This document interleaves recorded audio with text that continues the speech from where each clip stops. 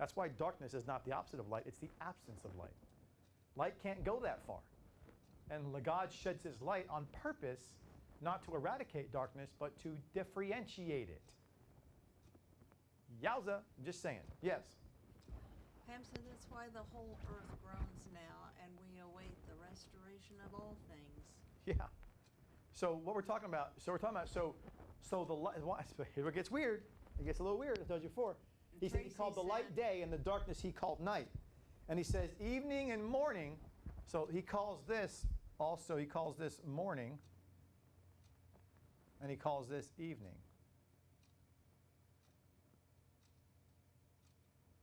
It's interesting. He called this morning, and this, we called this evening, he says evening, he said that, he says that, then he says this. Evening and morning, and he says, became the first day. Yes? Tracy said, yes, Pam, true labor pains.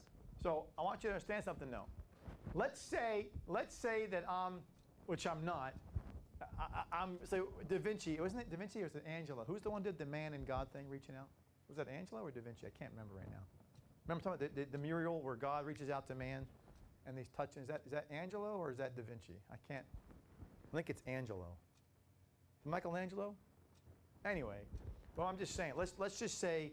Vicky and Tracy both said Michelangelo. That's what I thought. Okay, so let's just say Michelangelo calls that painting. He called it. I don't know what he calls it. What's the name of that painting? I don't know what he calls it. God and man, whatever. Let's just say I called it Anthropos. He goes, no. I painted it. He would say, I call it what I want to call it, because he's the artist, right? So all God is saying. So here's the weird part about this. Yes. Tracy said Sistine Chapel, creation of man. Todd said creation of Adam. Vicky said yes. Creation. Okay, there you go. So the point is that the artist is the only one who reserves the right to declare what he calls his finished work, right? You can't do that. You can buy it all you want and reconstitute. You can buy the Mona Lisa and say, no, I call it the Mona Melissa. They'll go, are you ignorant? No, it's the Mona Lisa. He meant Melissa. No, it's Lisa. Whether you like it or not, that's the way it is. You can't just change it because you don't like it. You didn't paint it. You have no right to change it. So what am I bringing out? God says that when he did the spirit of the water, then he said light, and it shined, and then the light was the day, morning, and then the darkness was night, evening. He says it became. That means it wasn't, and now it was. He called it a day. All he's saying is this. What he's saying is he wants you to let the now. Yes, today you need to understand days is 24 hours. But he's saying back then the word day did not mean 24 hours. Now today it's supposed to mean that to us. That's fine. But back then it wasn't the point. The point was to let you see and know that the artist, God, was done with that piece. That's his finished piece of work. And he called it a day. When he says day, that means, we say a call it a day, that means you're done. You're done with your work. That's our phrasing euphemism. God said, this became his first finished work of a piece of a puzzle. So all he's saying is, like, he'd made a puzzle piece and said, done. He's done. He said, that puzzle piece is done. And when that puzzle piece is done, I called it a day. Don't get caught up in how long it took, 24 hours. Stop. Don't do that. Just get the word day. He said it became a day because God called it that. And he's the artist. He calls it a day. Guess what? It's a day. So later on, he tells us, and day 4 onward, that days are 24 hours because he makes sun and moon, because we know that to be true. But the first 3 days, he doesn't really tell us the time frame. But in day 4 onward, he does, and later on in Scripture, he tells us this 24 hours that he bases it on, so we can retroactively understand that's what we're to know. That's fine, but don't get caught up on the time when you miss the real premise, which is he's not caring about that. He wants you to see the premise of the artist and God himself being the artist of restoration, that he calls his finished work of that piece of the puzzle a day. So each day represents a finished work of a puzzle that fits a puzzle piece, that fits into the bigger puzzle. So it's a puzzle piece. So God used 6 puzzle pieces to make the puzzle we call today our world. Does that make sense what I'm saying to you? Yes. Yeah, I see. It says, in the evening and the morning were the first day. The day was to end with the light. I mean, when the darkness started, it was a new day start. And then, Yes. of course, Greenwich Mean Time, it's midnight when the day ends. But where is it? It's about 6 o'clock, and it's the end of the daylight in Israel. But of course, the world's set on midnight, Yeah. changing to the new day. And let's just say, and so you're talking about, It's really the end of the day in Israel. yeah, and you're saying, what you just said was that, you just said that the day started with darkness and it ended with light. So God wants to end with himself. So he started with, he says evening and morning. We say what? We say evening, we see the Jews start the calendar at 6 p.m. to start the next day. But why did God do that? To make it always clear to us that we live in a consequential, sinful world. Even in lieu of his restoration, he kept the consequence of sin intact. And he wants us to start the day off remembering how we got here. From the consequence of a creation who was too big and uppity for himself to think he couldn't submit to God, he could actually handle things on his own. And that turned out awfully, awfully disgusting for him.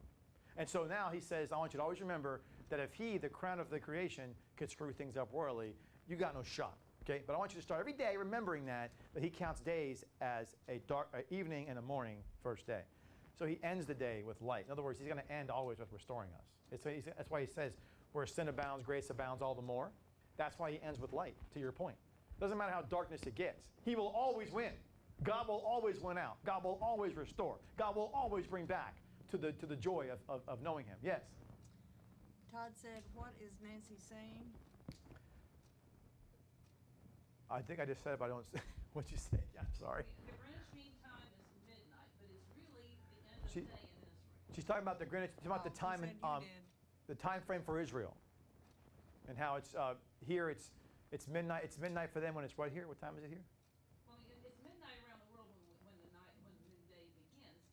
But of course, Greenwich Mean Time midnight is really the end of day in Israel around 6 o'clock. Okay, so the end of day in Israel is around 6 o'clock when it's midnight for the rest of the world. That's what she's talking about. That's what. Well, midnight for Greenwich Mean Time, and then it's set for midnight around the whole world. I got you. It's like it's like the day ended. Instead of ending in Israel like it should, it ends in Greenwich. I got you. Okay. So what I want to show here. So imagine when God made man, it's like a puzzle box.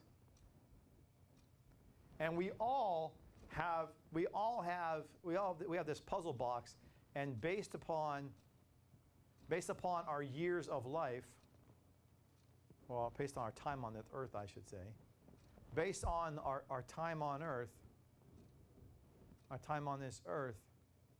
So if you live to be age 100, then it doesn't matter if you're male or female, black or brown or white, doesn't matter. You have a 100,000 piece jigsaw puzzle. And if you live to age 70, then it's 70,000 or whatever, right? So my point is that depending on how old you live or been ordained to live, you've been given a number of puzzle pieces in your life that represent every day. And each day you have a chance to go from darkness to light. Yeah, and not just that, but you're supposed to recognize the box exists, and you're supposed to put all the pieces together in your life by listening to God and His Word, like He did in the first 6 days. He goes, "Look how I used bigger puzzle pieces because He's the artist. I mean, come on." So He can just. So He's saying, "Hey, yours is a lot of jigsaw puzzle, but if you recognize this to be true, every day will now mean something because you can't just throw away a puzzle piece. You can't do that. Then you're going to miss the intention of what God was making out of your life." Ooh. So you can't hate somebody who did you wrong. And you can't say, "I hate that part of my life." You can't do that. Every puzzle piece is contributing to the overall piece He's making of you. And you'll never see the full picture on this life. In the next life, you will. But what He's going to do is like compare. He's going to say, pencils down. When you die, it's like pencils down. He's like, "Son, daughter, show me your puzzle put together." "Oh, isn't that cute? You got together 3 pieces. You know it was a 2 million piece puzzle." "What? I got 3 pieces? I got 2 million pieces? I didn't even know?" He goes, "Well, you're the one who ignored everything I did. You just didn't care about those other things. Don't look at me. You're the one who didn't do all that. Now I ordained it all, but you collaborated not one iota to want to care. That's what's up." And so you get there and you have 3/4 of your puzzle completed. And you go, I don't know what the finished work is, God, but I can kind of see where you're going. I can see where you're going with this. It looks like it's a blah, blah, blah, blah, blah, blah. But I don't see the full. And he goes, I know. No one finishes. He goes, let me finish it for you. And he goes, watch. As a daddy, he goes, come here, child. And he goes, and you're like, whoa, wow. He's like, yep. But said, because you didn't finish this part, that's what you're going to work on. I just showed you what it's supposed to look like. Get to working on that, okay? Go to work. Okay. So this is, to me, that's the biggest thing that comes out of this whole puzzle thing to me, is that understanding of how it relates to our life. That makes sense. If I didn't lose you, hope that makes sense. Yeah, sorry, babe. There's a question or comment? Well, Tracy had said 7 hours ahead of Eastern Standard Time. Okay. So when you just see in your life as this puzzle piece, every day of your life is a puzzle piece. Because God wanted you to know that he called the end of his finished work a day, which means every day of your life is a finished work from God. It's a finished work from God. And so he is actually finishing a work from him. And when he finishes that work, that becomes a puzzle piece. The question is, what do you do with it? He said, what do you do with it? Do you discard it? Do you despise it? Do you not want to use it? Because all the good puzzle people that I've ever talked to, and if you're one of those people, I'm not one of those people, by the way, that puts together puzzles really good in life. But I'm not saying if you could put together puzzles in real life really good, you'll be good at putting together your spiritual puzzle in your life. There's no correlation, by the way, that I have seen. But I can tell you this. People put together puzzles that are really good at it, they usually build the framework of the puzzle. They build the framework first. Is that, do you do puzzles, by the way? My mother did, but They usually do the framework, and they start building from the corners, and they go outward. Does. What's that? Vicky said yes. Yeah, and they go from the outward picture like this, right? They start going from the corners. They do the corners first, and they start to go inward. Or they start from one corner and go inward. But they take the frame, and they do a corner and start going in. And the more you have... Laney said, or color schemes. Right, but the more you have fulfilled this picture, and all of a sudden you face God one day, the closer you are to understanding what he intended you to be. And Vicky said you also group colors. Okay, but that's the point. Okay, so what I'm saying, so just like in your life, you're supposed to group together like experiences, group together like memories, so forth and so on, to understand what is God teaching you, what is God showing you, what is God forging in you. And so what he's pointing out in Genesis, first and foremost, is a spiritual lesson of what an artist calls a day. What an artist, God Almighty, he's the greatest artist of all time, what he called a day, and by the way, if you don't believe he's a great artist, the canvas is everything you see outside. I mean, come on. It's beautiful. The birds, the flowers, the trees, the oceans, the waterfalls, life, everything is just unbelievable, beaming with his beautiful artistry, right? So you say, okay, so even the thunderstorms and all that stuff, still his artistry. So you go, so God's done with his work. When he's done with that puzzle piece, he called it a day. Interesting enough, we live our life in days. He wants us to realize that every day is a completed artist work. No mistakes. You're like, what? No mistakes, my friend. None. So if that day I was beaten and bludgeoned and traumatized and condescended, still a puzzle piece. What? He's like, son, listen to me. I am an artist, and when I'm finished with my work, I call it a day. Was that day over? Yes, Father. Then that was a puzzle piece. What? You must use it to fit into how I'm working in your life, a greater good. And I'm like, holy mackerel. You have to understand that. Yes. Laney said, okay, getting this message, wow. So in other words, what he's saying to you is, and you say, well, you're getting out of nowhere. No, no, no. Because remember, he did not, if he meant you to do away with those bad days, then he would have done away himself with the darkness. Did he eradicate darkness? No. He separated it. He didn't eradicate it. So on your puzzle you start putting together, if you just embrace God's will, what you'll find is you will have dark days that you have to deal with those puzzle pieces, but you'll find them separated from your light of what he really has made of your life. But because you don't do that, you constantly have the darkness all entwined in your life, and you get confused and frustrated with him, thinking he hasn't done nothing in your life. And he's like, oh, child, how I've so separated light from darkness. You just refuse to see it because you haven't taken stock of the days. And if you took stock of the days, you'd realize they're separated. I almost wonder that each puzzle completed is going to show where sin abounds, grace much more. It will. It will. Each puzzle, when it's completed, will show where sin abounds, grace abounds a little more. You're absolutely correct. So we're over time, but I'm going to go one more thing. There's so much more I wanted to tell you today. I just can't even get, it's just crazy. So, gosh, I can't even, okay. So let me just, I don't know what to even, okay, let's just go. So when he does this, I told you it was on the face of the water, and we got to block 3. Let there be light, and the light shine through. So again, the light was on the surface of the water down to a certain distance, and then where the light couldn't pierce through anymore, there was lesser light. That was darkness. And when Satan said, I want to ascend on the flanks of the north, I want to go above the clouds and the stars of God, those are the host of heaven, as in the angelic beings, because he wanted to go outside, he wanted to ascend outside of firmament to be in God's throne room. And God goes, oh, no, you don't. Oh, no, you don't. You can't, no, that doesn't work that way. And so this is all, and so when he took down to this level, he made all this darkened.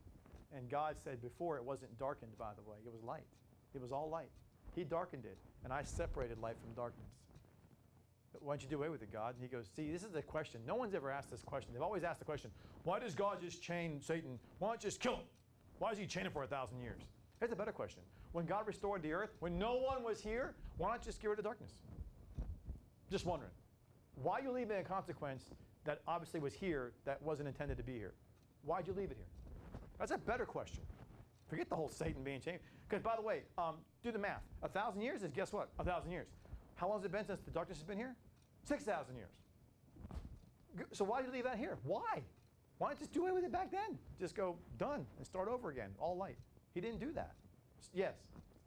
Vicky said, so we must do the separating away from the darkness in our lives by using God's word in our life.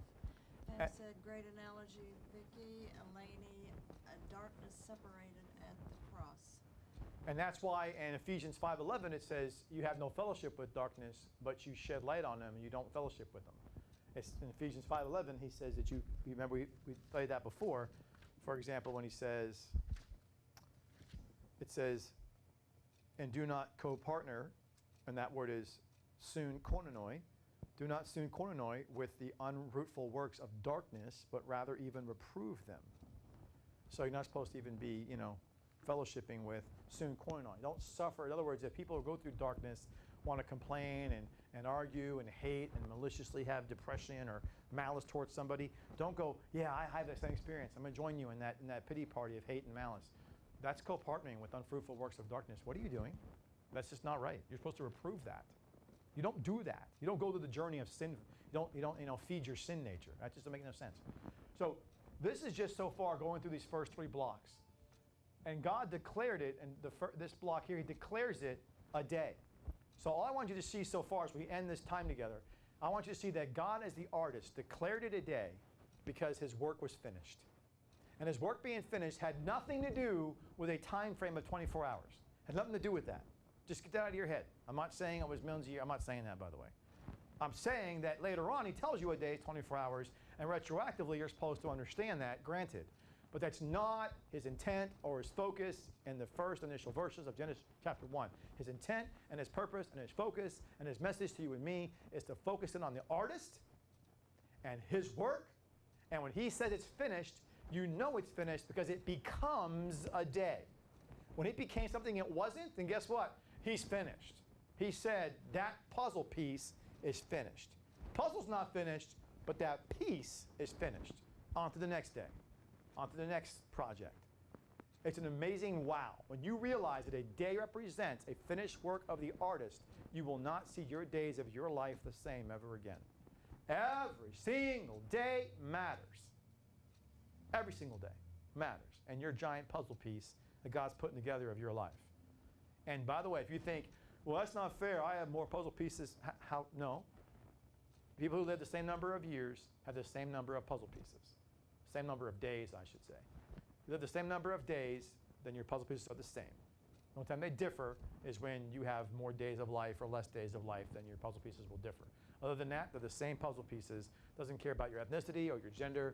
Doesn't matter. It's the same number of puzzle pieces based on the number of days of your life. Yes? And Vicki said, but Lainey, apparently the darkness is still in our lives, even though Jesus has removed our sins at the cross. We continue to have a sin nature. So daily we repent and go forth without sinning. I should say Jesus has covered our sin. Yep. So let me end with something. Let me go to Job 26, by the way. We're a little bit over. Let me go to Job 26 and end with this. In Job 26, you got to take Job. Job's book is awesome to reference for Genesis because of the time frame. It was written afterwards, but the events that took, it was the first book written, but it was written before Moses, so his take is really interesting. But he says this in Job 26, verse 7. He stretched out the north over the empty space. So you see, over the empty space, the firmament. I told you before, the firmament is just a vast expanse. He stretched out the north. He stretched it out over the empty space, which is the firmament. That's insane. And then he says, and he hangs the earth upon nothing. What? So it's like it's like me being a magic man, and I go, look, I hung a picture. I let go of the book, and I just stood there in midair. What's it hanging on? Nothing. How'd you do that? God just does. So what God's telling you is, when he made this landmass, there was no solar system. You go, that's craziness. No, it's not crazy. Really? What's crazier? That a planet does like this? What keeps it in that circle? You say gravity and physics. Who made that? Well, God. But what keeps it there? What keeps everything moving the way it moves? What does that? So it's no different than thinking about when God put the landmass there. God put this landmass and calls it Earth. He hung it on nothing. There was nothing. It's just in the middle of nowhere. So when God made heaven and the earth, he made this clear heavens and this way, put Earth there. You're like, what's it hanging on? Nothing. What do you mean? There's no like sun, moon, stars? No. Is there Mercury and Venus and Pluto? No. And you think about all these cultures that set Earth on the backs of elephants. No, not that. Not that. I mean, I'm just talking about the primitive. Yeah. But you can, yeah, but he's just saying it's on nothing. It's just there. It's just, he hung it on nothing. Like, I don't understand what that even looks like. I mean, so it's just, so there's just all this light, and God just went and put landmass there. And the angels are going, how'd you make it stay like that? He goes, because I'm God. I mean, I guess that's, it just, to me, it blows my mind. I don't understand what that looks like. I don't understand what it looks like. I don't understand what a landmass in the middle of a white light firmament, what that looks like. I mean, that is craziness. I mean, I didn't even understand what that looks like. I can't get it in my head. I just can't get it in my head. I'm trying to, but Earth may seem so significant in space, all the galaxies, So- solar system, but it was there before any of them. correct. That's what I'm saying. The landmass that he made was before all the galaxies, all the solar systems, before the entire universe. It was this landmass. There was this big firmament of an expanse, which was all light, and God put a landmass. Wow. And then everything else. It's like, what? That is crazy. Why so much focus on that chunk of land, that little earth, the soil? I don't get it.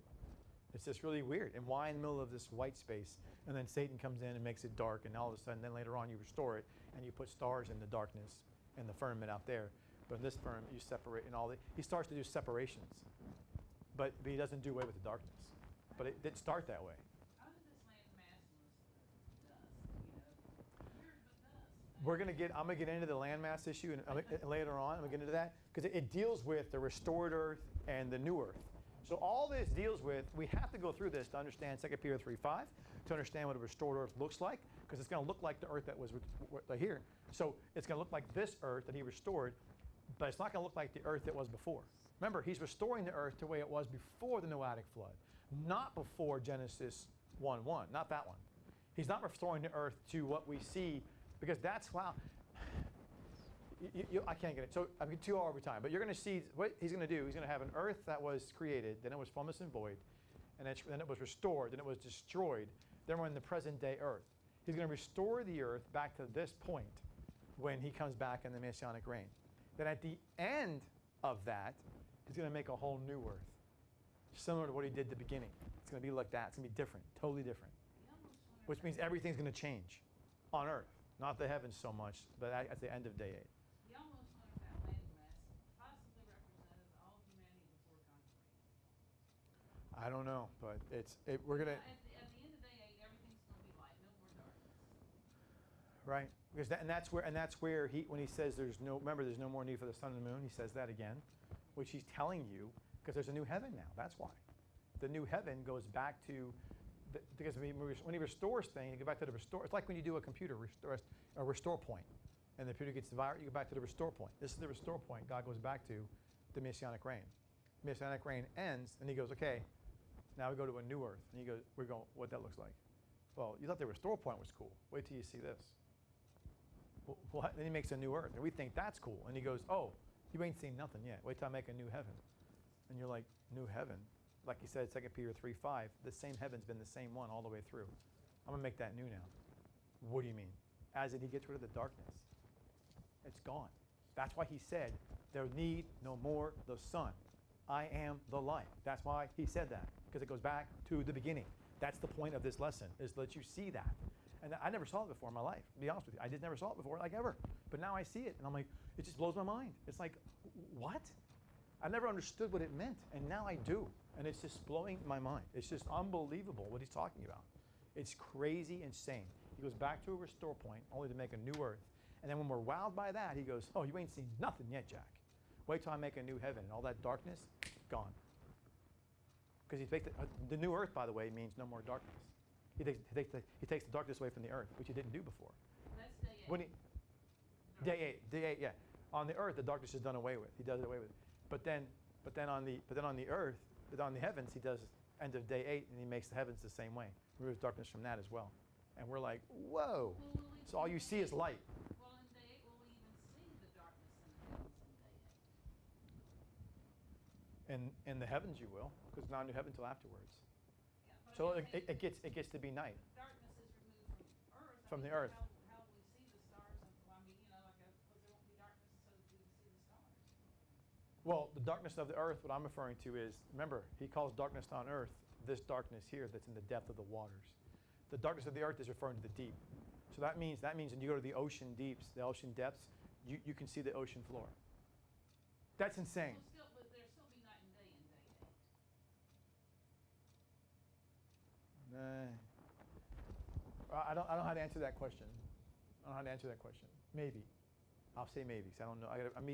I want to say no, but I don't want to say no. I want to make sure I'm right about that before I answer that question, what you just said. No, like I said, I'm still trying to get a lot of things sorted between day. There is going to be there's going to be an outer darkness in day 8, as we know. So there's going to be the darkness of the depths that's going to be eliminated, but my gut is to say yes, there's going to be, because there's going to be outer darkness. There's going to be a contrast between light and darkness, and there's going to be like a fire still going on. So I think in that sense, yes, there will be for day 8, but then after that, I say definitively no. I say day 9 onward, no. There's no more night and day. But day 8, I believe there is, because there is an outer darkness. In order to have outer darkness, you have to have a contrast to light, which means if he's having contrast to light, then there is darkness involved. Outer darkness involved, therefore there's light and darkness in the world too. Yes? First of all, Vicki had said, was God also at the same time creating all the other planets? Oh, so you think the planets are created with the stars? And then Lainey said, what was the question? I can't hear Nancy. The question was, is there an evening and morning? Is there a night and day in day 8? And I'm saying, yes, there's a night and day in day 8. And as far as the stars and the sun and moon and the planets, that would be on day 4 that was made.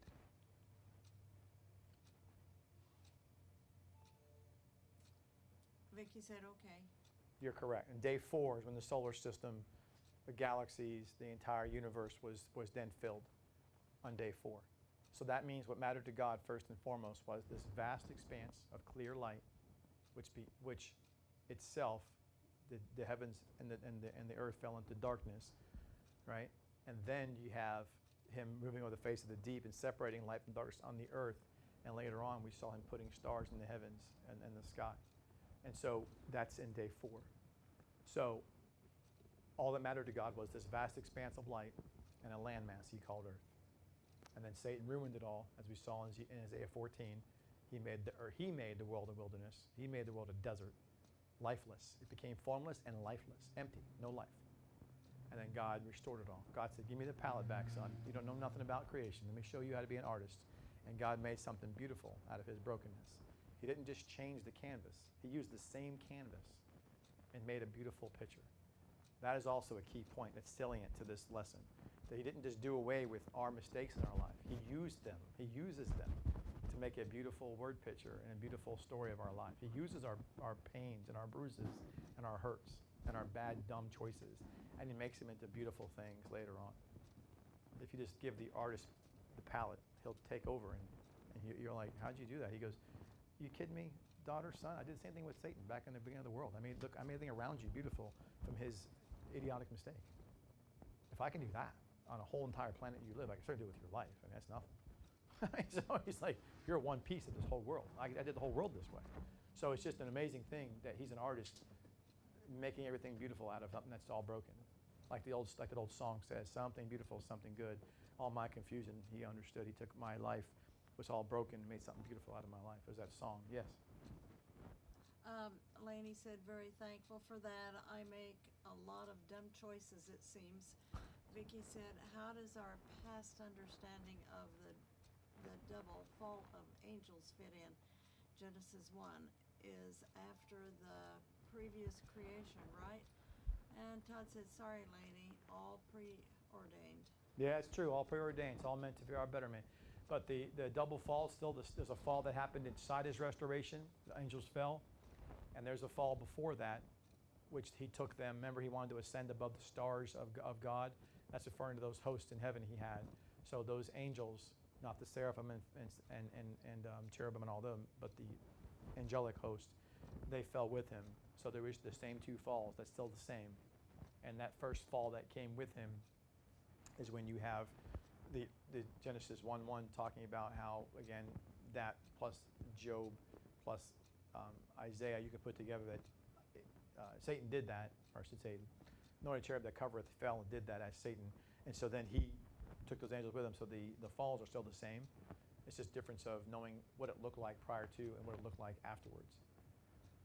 So, and now you kind of see why God says he reserves in Tartarus in 2 Peter 2, he reserves for Tartarus the gloom of darkness. So now you see why this darkness issue is a big deal with him. He keeps mentioning gloom of darkness or the change of thick darkness. It's always it's a reference to the first consequence of insubordination. It is the consequence of insubordinate. Darkness is the first consequence we see of insubordination. It's that simple. It is the first consequence we see. We see a formlessness, we see an emptiness, and we see darkness. Those are 3 consequences, but the most salient, dominant one is darkness, because that's the one he moved on to never. He did replenish. So that wasn't on board anymore. The formlessness he made form of, but the darkness, he didn't do away with. He just separated. So the formlessness and the emptiness that comes from sin's consequences, that can be redone.